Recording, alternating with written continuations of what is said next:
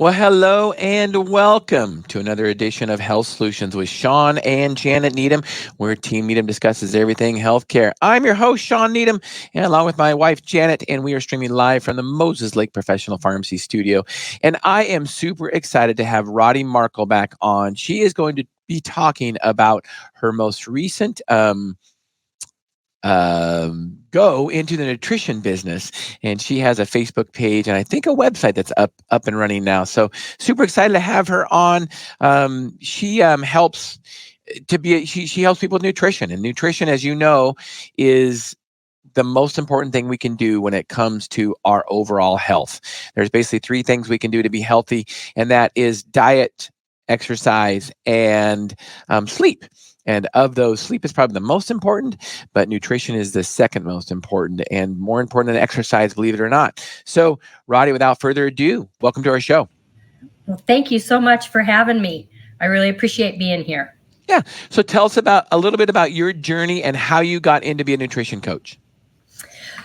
Well, I'm 59 years old, and I am the owner of a tribe of 7 children, and Wow. I have 15 grandchildren.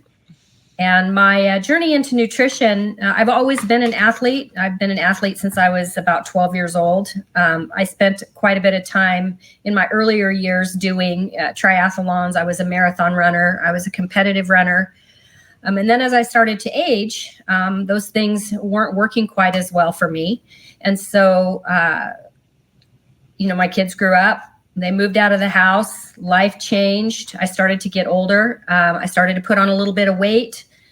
And I knew that things needed to change for me about 5 years ago. And that's kind of a whole other story. But I walked into a CrossFit gym and did a 6-week boot camp that literally just transformed my life. And along with that boot camp came a nutrition plan and that I followed. And I lost a whole bunch of weight.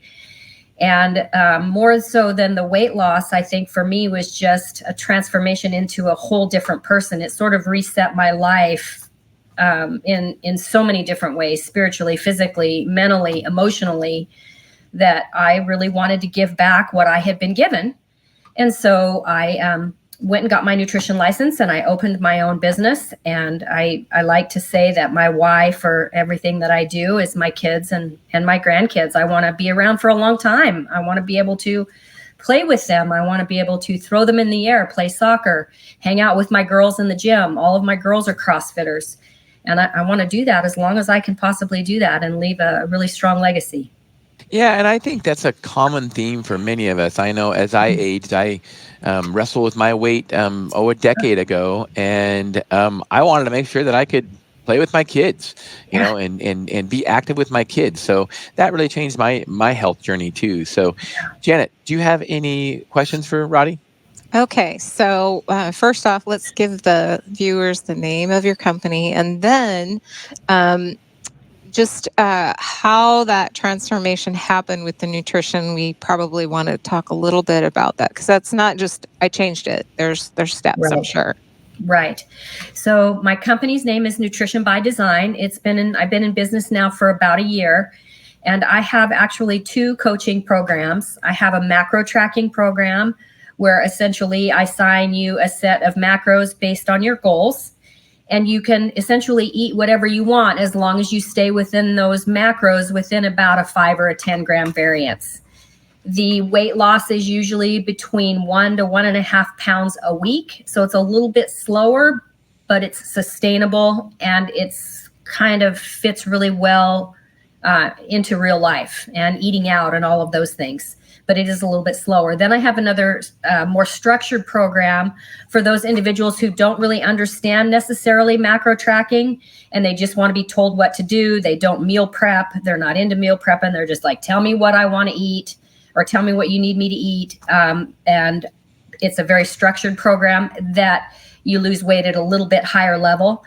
So what I found is that with the macro tracking program, I was having a lot of primarily women coming to me and saying, I don't get macro tracking. I don't want to be that detailed. I don't have the time to meal prep. tell me something, give me something that I can do that's very structured and very basic and that I don't have to put a lot of thought into. So I added the second package in here just recently to kind of incorporate those clients that want to look at a little bit different level of losing weight, if that makes sense. It does. It really does. Because I think sometimes we have just brain fatigue when we get home from work and in our lives. And so for those women, that is truly golden, I'm sure. Yeah. I mean, sometimes we just need it to be told what to do and make it simple, so we don't have to make that decision, because one of the problems sometimes when we make a decision, we'll make a bad decision, so we'll choose not to eat well. So if we have everything planned out, then it makes it a little bit easier. And I'm assuming you kind of hold them accountable too, right? Yeah, I do. We have weekly check-ins. I primarily do most of my coaching online because I coach across the country. But my local clients, if they want to meet with me in person one-on-one, I'm happy to do that. It's all about building relationships. And so, yeah, we meet on a weekly basis via Zoom or text, whatever works best basically for the client, because as you know, we're all busy and that whole decision fatigue comes into play. And I'm really flexible in terms of what works best for them, as long as they are checking in with me once a week, more if they want to, but at least once a week. And now, do you incorporate any kind of movement or exercise plan in with this nutrition plan? I do not, because I'm not I'm not certified as a personal trainer. If somebody wants some sort of exercise program, I simply direct them over to YouTube, or I'll suggest a YouTube video, but I don't coach. There's a lot of great exercise programs on YouTube, and I mean, just a plethora of videos, of all kinds of great different workouts, from, individual exercise to a complete workout, whether it's 10 minutes or whether it's 45 minutes long. So definitely just Google Google weight training or whatever in YouTube, and you will find all kinds of videos on that kind of stuff. So Janet, what kind of questions do you have? So I touched on a really important thing, because a lot of terms are being thrown out there right now. And when she says that she's not coaching for exercise, can you define what would be the difference between a nutritional coach and a health coach? Because a lot of people are coming up with that terminology that I'm a health coach. I think a health coach incorporates all of the behavior that goes along with the fitness side and the nutrition side combined. And so, nutrition isn't just about what you put in your mouth. It's about when, why, where, how much, how little. There's so much around that whole philosophy that I think the difference is simply, a lot of it is behavior and lifestyle changes and mindset. I think that's a really good point, because I do think that the health coaches that we've talked to do start with that behavior. So that explains it very well. Thank you. Well, and I think part of what I do and why I love to do it is because as I'm building a relationship with a person, I'm able to help identify those pain points that we can come up with a solution together to help them get to where they want to be, not just in terms of the weight that they lose, because that's, as we know, just a number on the scale, but also it helps identify behaviors and patterns of behaviors that we can change, so that in the future, when they're not with me, they've learned something, they recognize that about themselves, and they can continue to be sustainable for the long term and not just turn around and put all the weight back on. Right. That's a really, really good point, is that I think some people if their goal is weight loss and they, start a way of eating to lose weight, I think it's important that, they recognize that this is for life. You don't just lose the weight and then go back to your old habits, because if you do, you will gain the weight back. Absolutely. So I think it's very important. And I know I've talked to patients that are going to lose weight, that I tell them, it's like, look, this is not just something you meet your goal and then you're done. I mean, this is what you have to change your lifestyle if you don't want to gain the weight back.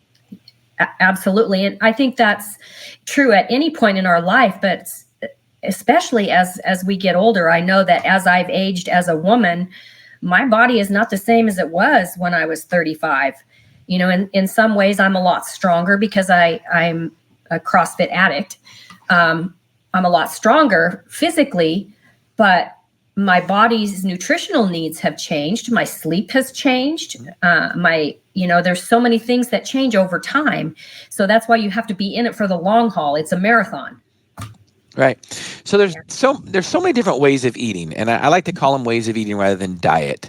Right. And there's a lot of maybe fads going on, maybe not, and not that they're not good necessarily, but I'm sure you get questions about keto all the time, correct? Yeah.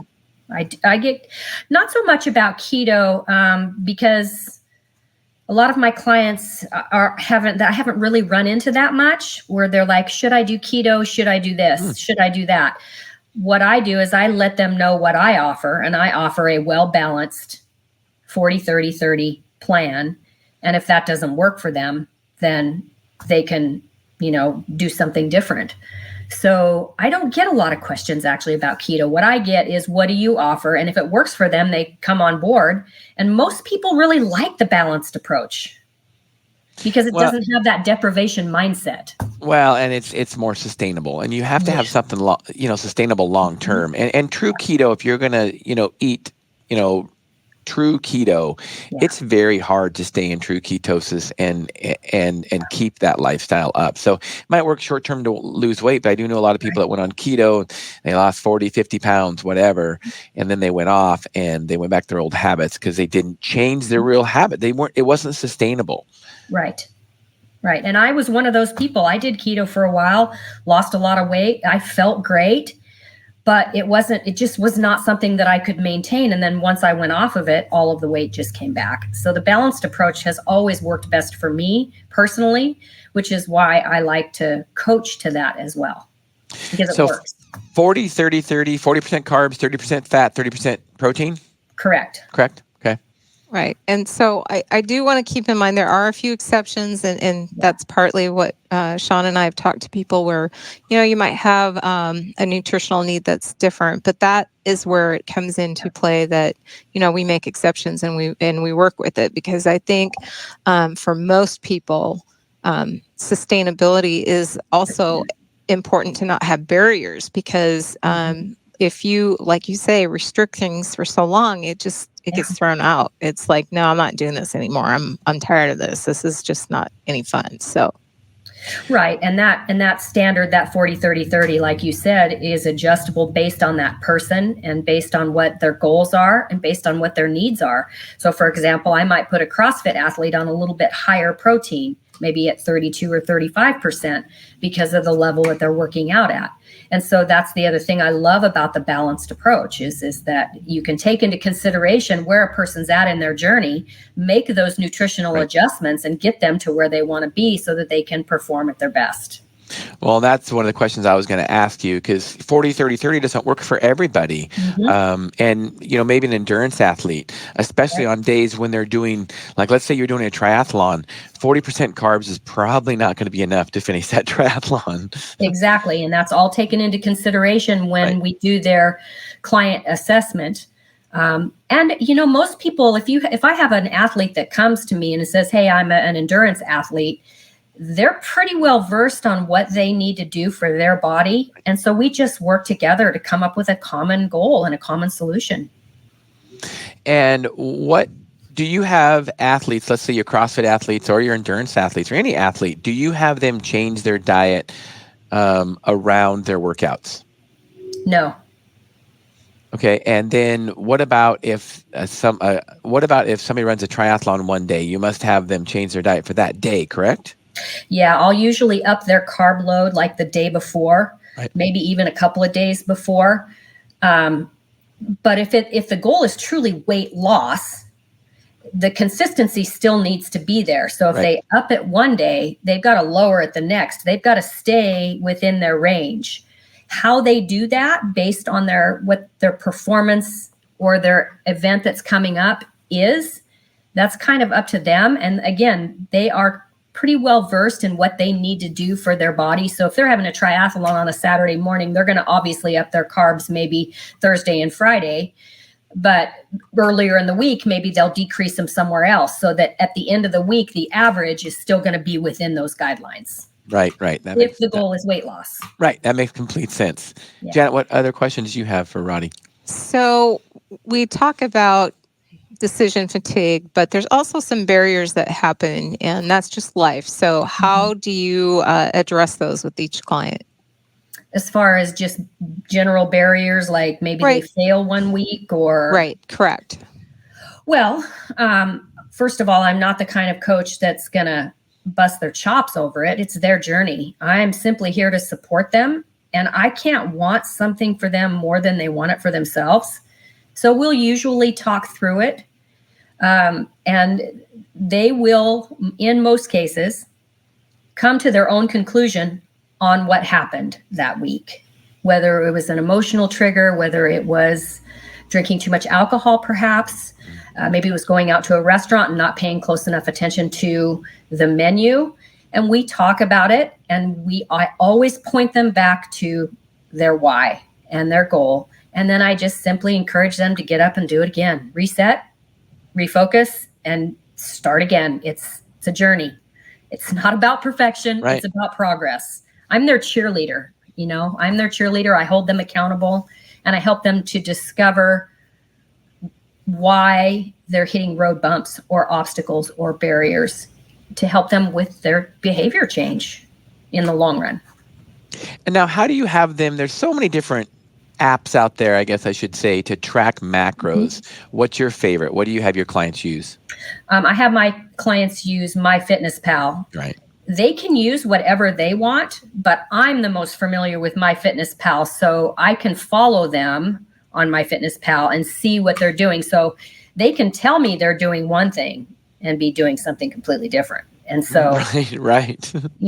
It's another level of accountability if they use the same app that I use. Now, how do you find that? What I found, I use myfitnesspal myself, and I mostly I track calories, not macros.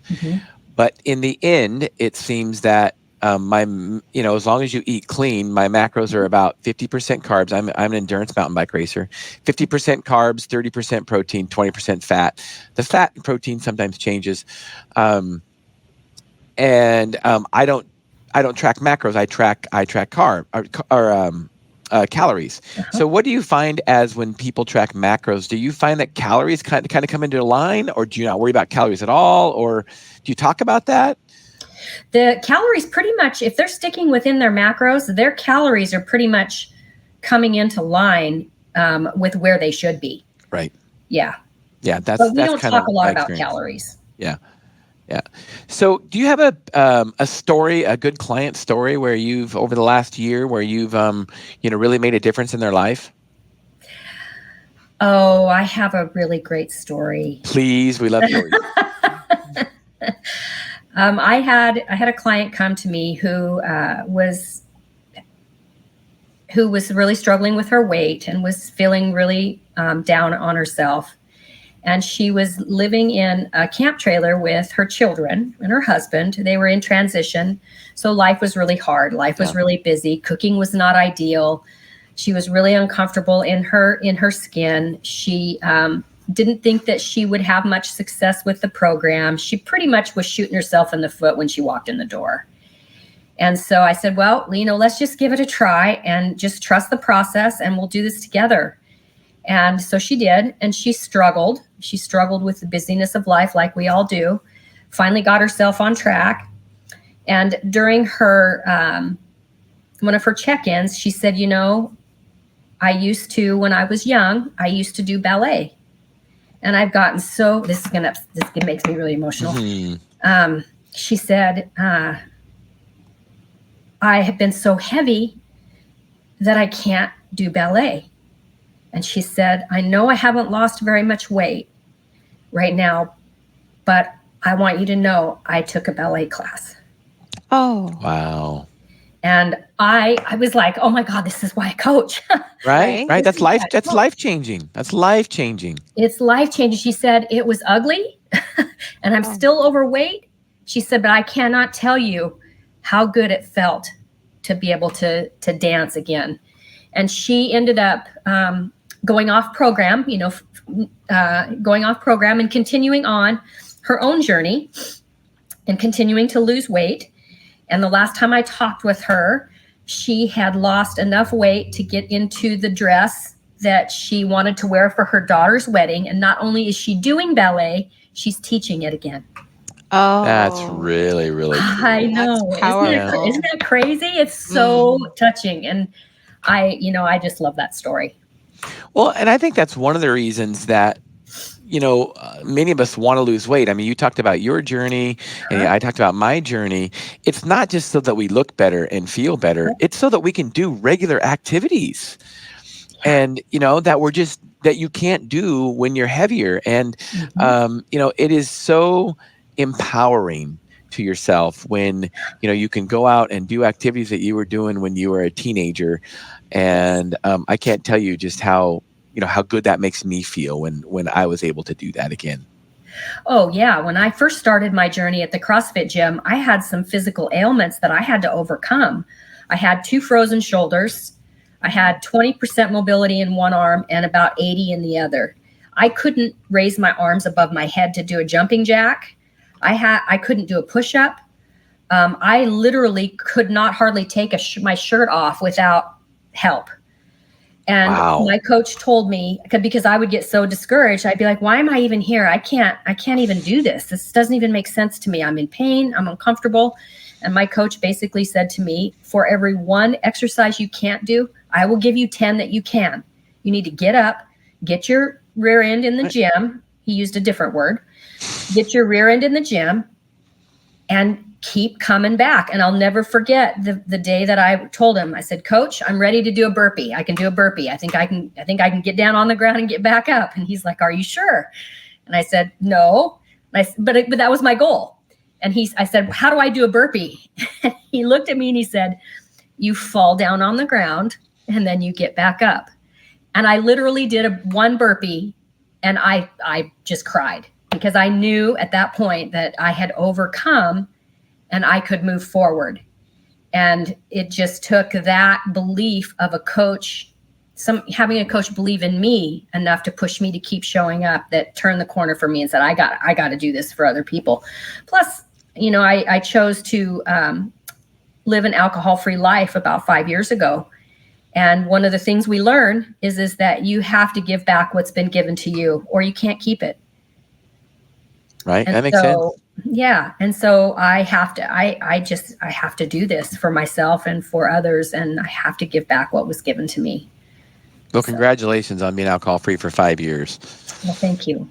And, it's something we talk about on this podcast. I'm not going to get into it, although I want to eventually have some kind of expert come on our podcast. So if you know anybody, Roddie, that talks about alcohol and the detriments of alcohol, because alcohol is a poison. I mean, this is coming from a pharmacist. Alcohol is a poison, period. So I would love to, be connected with them and just have a half-hour podcast just dedicated to the detriments of alcohol, physical and mental.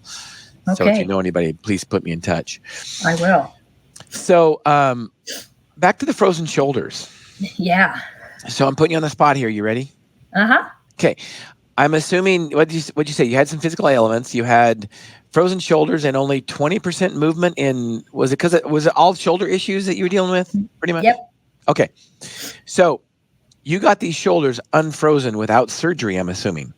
I did. I had cortisone shot in one shoulder, and then I had a second cortisone shot in my right shoulder. And that eventually helped to break things up.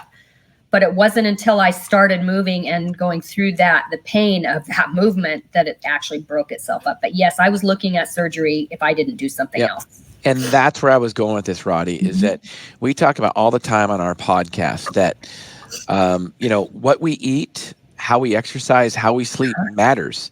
Most of us would not need to be on chronic long-term medication or need a lot of surgeries, except in an accident type situation, if we just treated our bodies well with nutrition and with good movement. I did a video over the weekend called Movement is Medicine, just a short little video. And I had a mountain bike crash a little over a week ago, and I broke some ribs, scarred my arm up, knocked myself out. Thank goodness for helmet.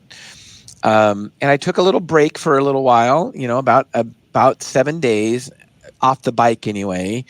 But I started getting back into the gym a few days after my injury. And yeah, my ribs hurt. But I will tell you, after you start moving them, it feels better afterwards. Movement is medicine. It And, is. and so those cortisone shots probably helped in the short term to kind of get you a little bit mobile. But in the long term, it wasn't the cortisone shots. It was your movement and you starting exercising that really fixed your shoulders. You agree? I do. And I also think that the diet, of course, or not the diet, the nutrition program that I was on decreased a lot of the inflammation that I probably was experiencing. And I notice even now today that if I take more than 3 or 4 days off from the gym, I feel like I'm a 90-year-old woman. And it takes getting back into the gym and moving that makes me feel so much better. You're so right. Movement is medicine. It's everything. And you can do something. Anybody, you can do something. You can stand up and sit down on the couch 10 times. You can walk up and down the stairs. Just do something. I agree. And that's one thing. We don't have to make it complicated, kind of like with our diets, especially when you're starting from nothing. If you're doing nothing now and you have a complete sedentary life, I mean, like you say, getting up and sitting up on the couch 10 times, that's a good one. Yeah. I mean, just do that 10 times. And then the next day do it 20 times. And then the next day walk from one end of your house to the next end of your house. I mean, it's really, really simple stuff. And just, progress it from there. But just start doing something. Yes, I agree. And I really want to encourage people who are my age to continue to do something, to hike, to walk, to, like you said, walk to the mailbox, stand up, sit down. I think that as we get older, we think that for some reason it's our time to go out onto the back porch, sit down and drink a lemonade and wait for our time to run out. And that's just so not true. This is the best time of my life. And I'll be 60 this year. Yeah, good for you. And I'm with you. It's no longer the days that when you're over 50 that you're old. We have a 75 plus, I think, year old patient friend also, and she teaches jazzercise 3 times a day. I mean, it's amazing. And, speaking of movement as medicine, is that, exercise is the best antidepressant ever invented.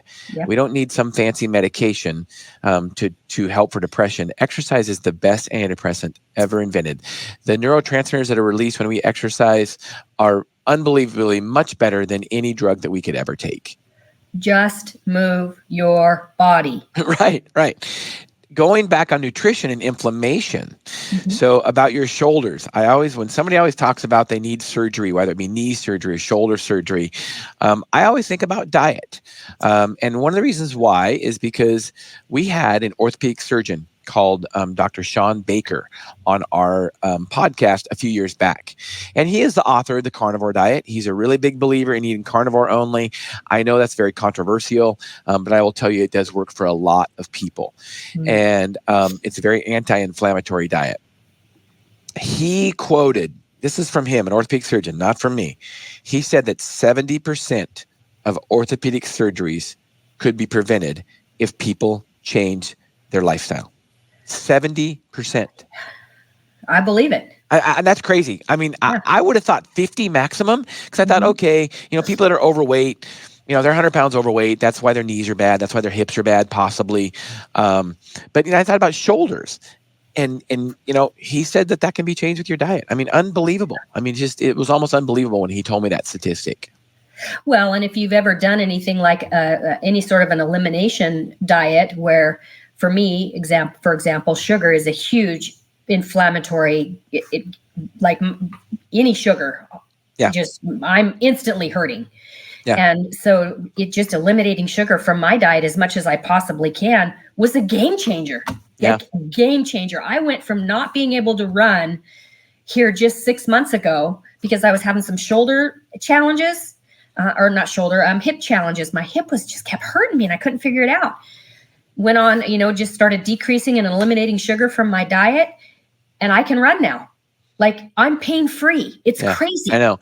And here's what the sad part is, Roddie, and I'm in the medical field. But one of our goals here is to educate and empower consumers to take charge of their own health. Mhm. But the sad part is, Roddie, you took charge of your own health, right? Yeah. The average person would have went to the doctor for that, and they would have went down a rabbit hole, all kinds of imaging, all kinds of pain medications, and then possibly surgery that might have not done them any better, and they might have been worse off. Absolutely. So all by changing your diet, you just took sugar out of it and your hip is better. I know it's hard for some people to believe that, but it's just true. Yes, it is. And that's why it's so important that people like you and people like me, and my goal is to educate people that it can be different. It doesn't have to be that way. It can be different. And all you have to do is try. Just try. That's right. That's right. Yeah. Well, I love what you're doing, Roddie. Thank you. Keep doing it. You are definitely changing lives. Last two questions as we finish up this podcast. What do you have a passion for? Helping and serving others to empower them to live the best possible life that they can live for as long as they can. I love it. I love it. So what's the best way to get a hold of you if anybody has any questions and wants to reach out to you? Call me, and my phone number is 509-308-7587. You can find me also on Facebook under Nutrition by Design. My website is in progress. Okay. All right. That's good to know. All right. All right, Roddie, it's been a pleasure having you on. Keep changing lives. I really appreciate it. You have realized our goal today at Health Solutions of educating and empowering others to take charge of their own health. So thank you so much. Thank you for having me, Shawn. You're welcome. And Thursday, tune in. Speaking of educating and empowering others, and speaking of personal trainers, we will have Connie Nightingale on. She's a personal trainer, and she's going to be talking about her health journey and how she can also help others. So 8 a.m. to 9 a.m. Pacific Standard Time, Health Solutions with Shawn and Janet Needham, right here on my personal Facebook page and the Moses Lake Professional Pharmacy YouTube site. So subscribe to our YouTube site, comment, share. We really appreciate it. Let us know what you'd like to hear. So Thursday, tune in.